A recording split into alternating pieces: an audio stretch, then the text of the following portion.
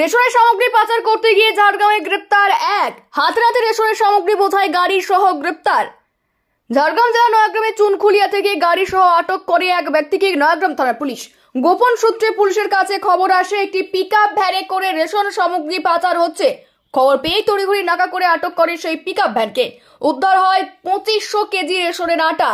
সরকার যেখানে খেটে খাওয়া মানুষকে বিনামূল্যে যে রেশন সামগ্রী দিচ্ছে তা এক শ্রেণীর অসাধু ব্যবসায়ী পাচার করে দিচ্ছে। এই ঘটনায় এলাকায় চাঞ্চল্য ছড়িয়েছে। পুলিশ সূত্রে খবর, গাড়ির চালককে গ্রেপ্তার করা হয়েছে। আজ তাকে আদালতে পেশ করা হবে। তাকে জেরা করে মূল ব্যবসায়ী এবং সাপ্লাই লাইন ধরার চেষ্টা করছে পুলিশ।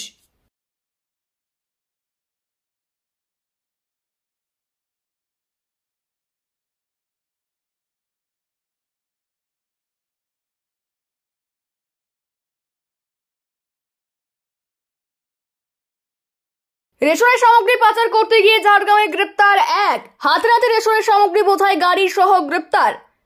ঝাড়গ্রাম জেলা নয়াগ্রামে চুনখুলিয়া থেকে গাড়ি সহ আটক করে এক ব্যক্তিকে নয়াগ্রাম থানার পুলিশ।